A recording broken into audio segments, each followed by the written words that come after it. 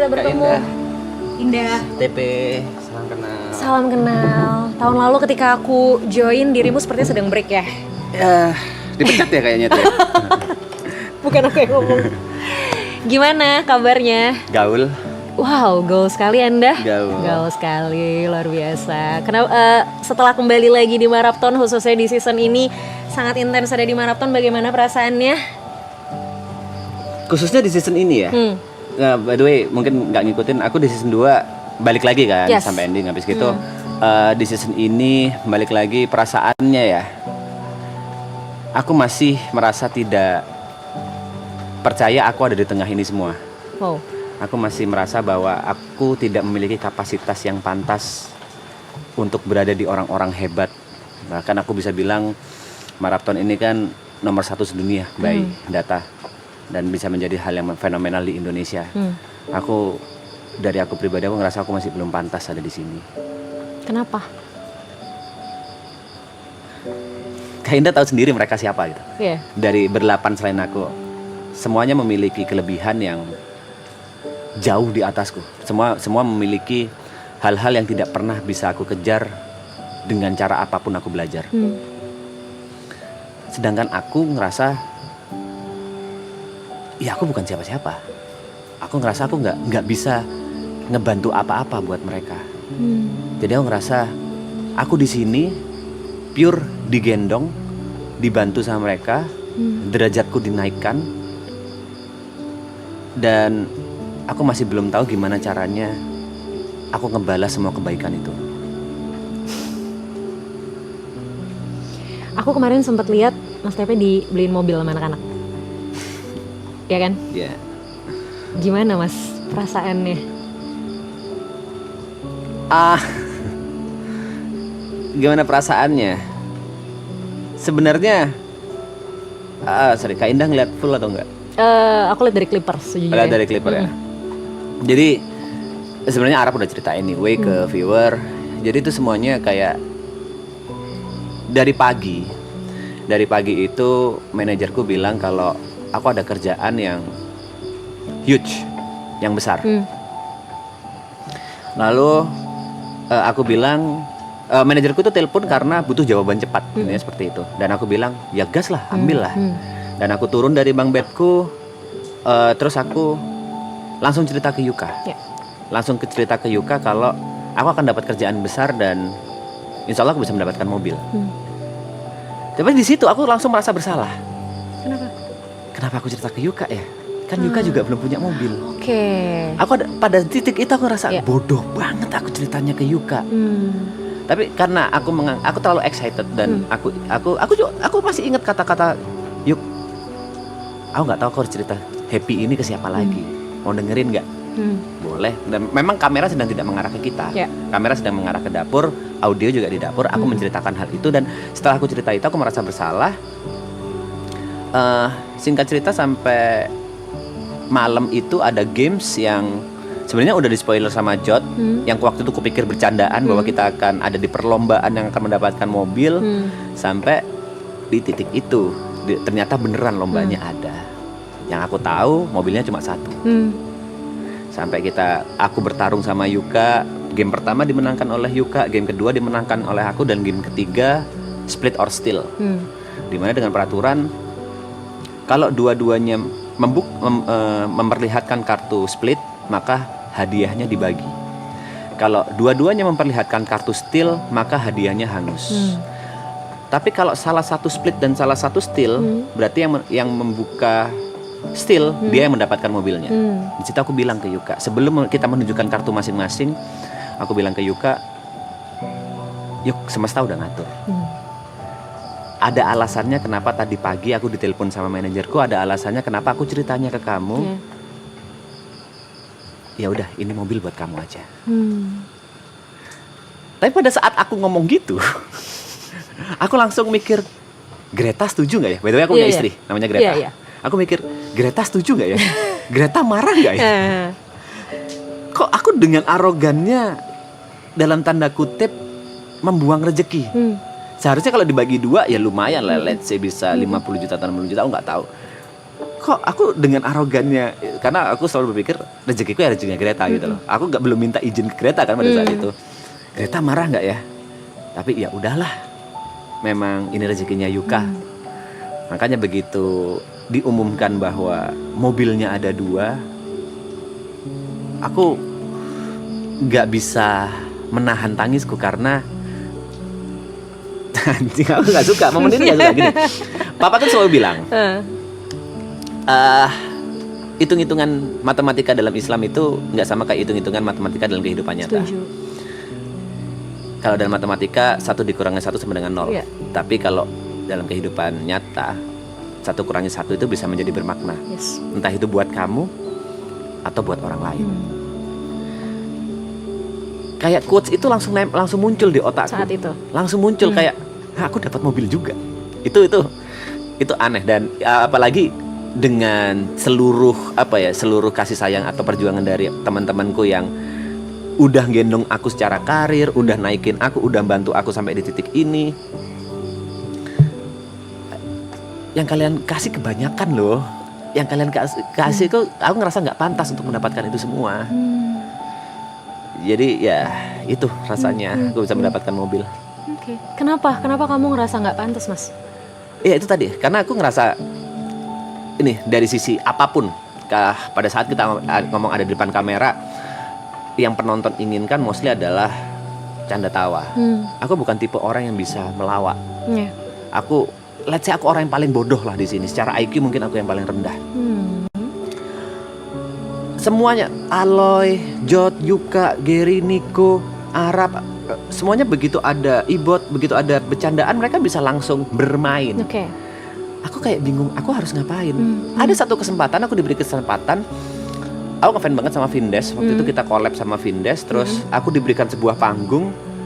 Aku bingung mau ngapain. Aku bilang, aku gak bisa. Aku bukan pelawak. Aku bilang kayak gitu. Aku ngerasa aku gak pantas. Aku gak sepintar mereka. Aku gak selucu mereka. Aku gak sehebat mereka. Ya kayaknya ini bukan tempatku deh. Maksudnya bukan tempatku dalam artian aku amat sangat beruntung ada di sini, digendong sama mereka. Dan aku yang paling rendah aja gitu. Dan itu terbukti juga by numbers, by the way. Okay. Selepas season 2, angkaku yang paling kecil di antara semua by follower, by apapun. Tapi ya aku memahami hal itu karena memang sebagai seorang entertainer, mungkin aku yang harus banyak belajar. Mereka sudah makan asam garamnya. Aku dari Jember yang mungkin aku hidup dalam lingkunganku atau dunia kecilku sendiri, lalu bersosialisasi dengan banyak orang. Ternyata dunia industri atau dunia hiburan nasional seperti ini, aku masih belum nyampe aja menurutku. Tapi menurutku maraton gak akan jadi maraton kalau gak ada kamu. Even Triple A Clan juga mungkin gak akan jadi Triple A Clan kalau gak ada Mas Tepe sih. Mbak Indah, itu argumen yang bisa kupatahkan dengan mudah. Oke, silakan. Pada saat aku ke Jember, itu ada hampir sebulan tanpa aku, ya normal aja. Ya. Tapi bukan berarti ketika kamu ada dan semua juga sama aja kan sebenarnya. I mean, mungkin Mas Tepe bukan orang, ini pendapatku ya. Mas Tepe mungkin bukan orang yang bisa ngelawak kayak member-member yang lain. Bukan orang yang mungkin kemampuan entertainnya udah seluas member-member yang lain gitu. Tapi justru yang bikin kamu unik adalah ya kamu yang ini gitu loh. Aku ingat banget nih Mas Tepe, waktu tahun lalu aku kesini, kita nggak ketemu kan gitu. By the way bukan di sini, di BSD, nah, iya. Ini Sentul. Maksudku maraton, waktu ke maraton. Waktu aku tahun lalu ke maraton, beres aku dari maraton aku pulang. Jujur aku nggak tahu kalau ternyata impact ke aku juga sebesar itu dari maraton waktu itu. Jadi aku balik dari BSD jam 1 malam. Dari BSD aku balik jam 1 malam. Jadi besoknya tuh aku bener-bener bangun siang gitu posisinya. Dan aku kaget ketika aku buka sosmed aku udah rame banget yang mention aku, Clippers sudah banyak banget. Dan tiba-tiba udah banyak banget yang bilang, Kak kamu harusnya ketemu sama Mas Tepe. Posisinya saat itu aku kan nggak tahu kamu dan nggak kenal kamu ya gitu loh. Kak kamu harusnya ketemu sama Mas Tepe, pasti debatnya seru banget, pasti argumennya bakal asik banget. Artinya di situ aku menilai bahwa even though saat itu kamu nggak ada, kamu masih memorize loh di orang-orang. Salah, yang mereka inginkan itu perpecahan, yang mereka inginkan itu perdebatan, bukan obrolan yang seru seperti yang mungkin didapatkan. Kan aku juga nonton klip-klipnya kan, Yeah. kayak semuanya bisa cerita. Sama aku kan nggak mungkin kan terjadi seperti itu. Kan lagi Who knows? Who knows? Ya, yang viewer inginkan ya perdebatan. Mereka suka perpecahan. Ya karena mungkin itu yang menarik dari dirimu. Dan gak apa-apa kan. Aku inget tahun lalu aku pernah bilang ini sama Niko. Kalaupun orang lain lebih baik dari kita, kalaupun kita menilai orang lain lebih baik dari kita, belum tentu kita buruk. Setuju. Jadi kalau tadi Mas Tepe bilang ya mereka semua ini orang-orang hebat, mereka semua jauh di atas Mas Tepe. Tapi sebenarnya Mas Tepe juga orang yang punya kemampuannya sendiri. Tidak buruk kan? Tidak buruk. Tapi tidak menghapus fakta bahwa aku nomor 9 dari per 9 dari antara mereka semua. Aku adalah orang yang sebenarnya mendapatkan sesuatu hal yang tidak pantas aku dapatkan dari seluruh apa yang aku lakukan gitu. Seharusnya kreditnya tanpa aku pun mereka udah gede. Aku harus bilang aku kayak benalu aja. Wow. Aku harus bilang kalau tanpa aku mereka mungkin bisa lebih gede. Karena mostly kebanyakan juga yang paling aku takutkan di season 2 aku paling banyak haters. Yang aku takutkan itu berpengaruh ke mereka. Yang aku takutkan itu berpengaruh ke maratonnya. Aku nggak masalah aku di-hate dengan perbuatanku, dengan omonganku, dengan tingkah laku. Aku nggak masalah. Tapi kalau itu dampak ke kapalku, aku akan sangat merasa hina gitu. Yang ada di pikiranku, yang selalu menghantui pikiranku adalah andai maraton tanpa TP harusnya bisa lebih gede. Layaknya benalu. Oke, apakah ada jaminan untuk itu? Nggak ada. Kita kalau ngomong what if nggak akan pernah kelar. Yes. Nggak ada jaminan. That's why.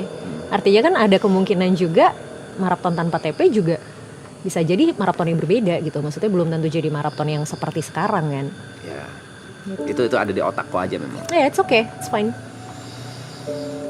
Tapi dari tadi Mas Tepe selalu bilang Mas Tepe digendong Yes. sama mereka. Yes. Sebesar apa perubahan yang terjadi di hidup Mas Tepe after maraton? Dunia udah kebolak-balik. Dulu, let's say aku cuma bisa ngelihat orang-orang yang kukagumi, idola-idolaku dari balik layar. Sekarang aku bisa ketemu, bisa ngobrol, bahkan dulu aku ngefans banget sama Om Ded. Nah, Om Deddy Corbuzier. bahkan kemarin berenang bareng. Ya. Aku ngefans bener-bener dari kecil. Aku beli semua apa yang Om Ded jual. Even itu buku OCD. Aku kurus tapi aku beli buku itu. Oke. Karena aku sangat ngefans itu sama Om Ded. Dan ada titik di mana kemarin, aku nggak tahu itu ketangkap kamera atau enggak, pada saat aku makan di Gadang Barubah, Om Ded nepuk kakiku bilang, "Pe, gua bangga sama lu bisa ada di titik ini sekarang." Itu nusuk buat aku, itu nusuk. Itu kayak wow, Om Ded ngomong kayak gitu ke aku. Wow, itu buat aku means a lot. Dan aku yakin tanpa maraton gak akan ada hal kata-kata seperti itu dari orang yang idola, kagumi itu gak akan ada. Ada band yang datang kota, datang ke sini buat aku. Mereka datang cuma buat ngasih surprise ke aku, itu nggak mungkin terjadi sebelumnya kalau misalnya nggak ada maraton. Jadi dunia udah benar-benar kebolak-balik. Lalu secara finansial juga, dulu aku sebelum datang ke maraton itu titik dimana aku benar-benar menyerah. Aku masih ingat tanggal 27 Januari itu ulang tahunku. Aku adalah seorang streamer, dan tanggal 27 Januari aku memutuskan untuk berhenti menjadi streamer. Berhenti streaming. Aku udah pack-packin semua PC-ku. Dan di situ aku rencananya mau live streaming untuk terakhir kalinya. Tanpa pamitan. Oke. Aku mau live streaming 24 jam untuk menghibur viewerku dengan sepenuh hati. Aku membuka live streaming itu dengan menggunakan jas. Dengan menggunakan kacamata hitam. Dan aku tunjukkan semua prosesnya pada saat aku masih bikin thumbnail, yang itu aku live-in juga. Jod, Yuka, Gary sama Arab nonton. Ngedonate aku 5 juta, habis gitu Arab ngedonate lagi 10 juta. Terus Arab nelpon ngajak aku ke maraton. Di saat titik aku menyerah, di situ datang pertolongan dari mereka. di saat itu aku bingung mau hidup dengan apa. Aku udah rencana mau jual pisang goreng aja udah. Mau bikin gerobak dari hasil visiku, aku mau buka kaki lima jual pisang goreng. Tapi sekarang udah jauh dari itu semua. Aku bahkan bisa membuka usaha F&B ku sendiri, restoran dine in. Keren. Udah jauh. Jadi sebenarnya kalau ditanya apa yang berubah, semua berubah. Semua ya. Semua berubah. Dunia kayak kebalik. Artinya kalau tadi menurut Mas Tepe maraton bisa lebih besar tanpa Mas Tepe, teori Mas Tepe gitu kan, harusnya maraton bisa lebih baik tanpa Mas Tepe. Mungkin akhirnya aku ngeliat sisi lainnya adalah berarti dari satu sisi maraton yang hadir untuk Mas Tepe sebagai blessings. Apapun itu. Ya kan? Maksudnya terlepas dari apakah betul maraton akan lebih besar tanpa Mas Tepe ataupun tidak, apakah maraton akan lebih baik tanpa Mas Tepe ataupun tidak, biarkan itu menjadi tanda tanya. Tapi satu hal yang mungkin menjadi fakta bahwa ya mungkin Tuhan membawa maraton sebagai blessing untuk Mas Tepe gitu loh. That's right. Karena aku sejak awal bilang, ya mereka yang gendong aku. Kan masalahnya bukan di situ. Masalahnya adalah apa kontribusiku untuk mereka? Apa gunaku untuk mereka? Mereka datang ke aku sebagai blessing. Tapi aku di mereka itu sebagai curse. Wow. Masalahnya ada di situ. Oke. Aku setuju mereka datang sebagai blessing. Aku amat sangat setuju. Ya, ini kan semuanya berawal dari aku ngerasa tidak pantas aja sih. Aku ngerasa tidak pantas dengan semua yang aku terima sekarang. Jadi muncul ketakutan. Pada saat orang bertanya, after marathon mau ngapain? Aku nggak tahu. Tanpa mereka aku apa? Benar-benar no clue. Tapi ingat yang tadi Mas Tepe bilang, matematikanya Tuhan kan. Ya, kita nggak bisa tahu. Tetap percaya itu Mas. Ya. Honestly, ada last words yang aku mau bilang sama Mas Tepe. Aku nggak ngikutin dunia streaming, sejujurnya.